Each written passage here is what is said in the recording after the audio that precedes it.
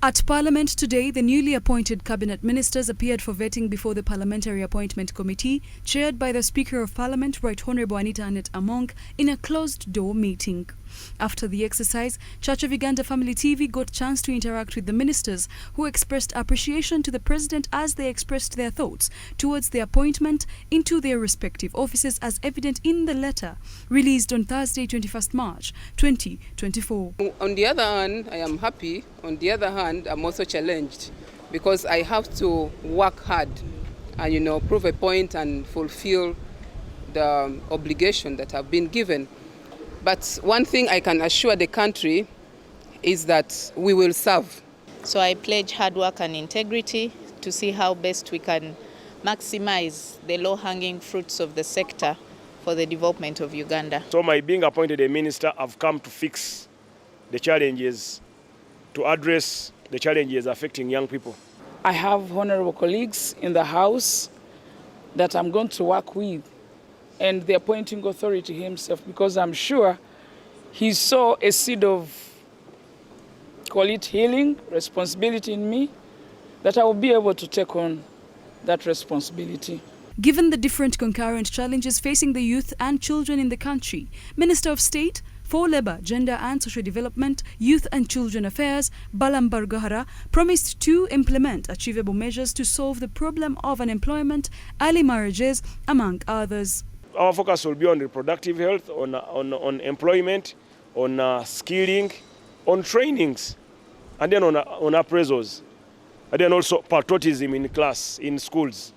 Because when you have patriotism, you'll have the spirit, you'll have the goodwill, you'll have the love for country.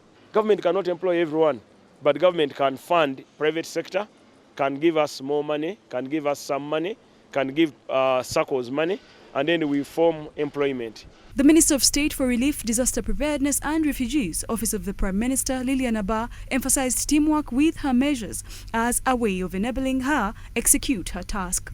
I have the energy. I will move around the country and be there to handle the issues of disaster in coordination with my bosses, the Senior Minister and the Prime Minister.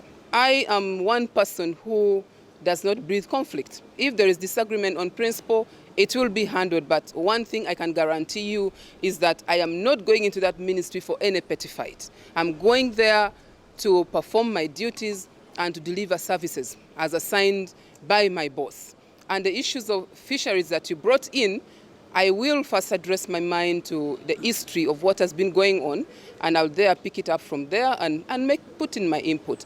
On the other hand, the Minister of State for Energy and Mineral Development, Minerals, Nyamutoro Fiona, said she intends to explore existent minerals in the country to boost its economic development. I think Uganda is good to go when it comes to petroleum, but also there are very many other minerals that we need to explore and see how best Ugandans as the citizens and stakeholders can benefit from the existence of these minerals. Meanwhile, concerning addressing the issues faced in the Karamoja region, like livestock raiding among others, the Minister of State for Karamoja, Office of the Prime Minister, Wamala Nambozo Florence, believes that God will be her refuge.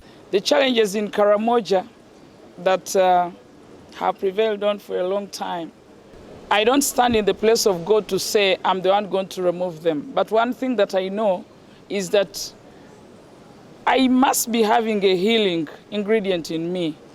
The reason I've been appointed to go to Karamoja.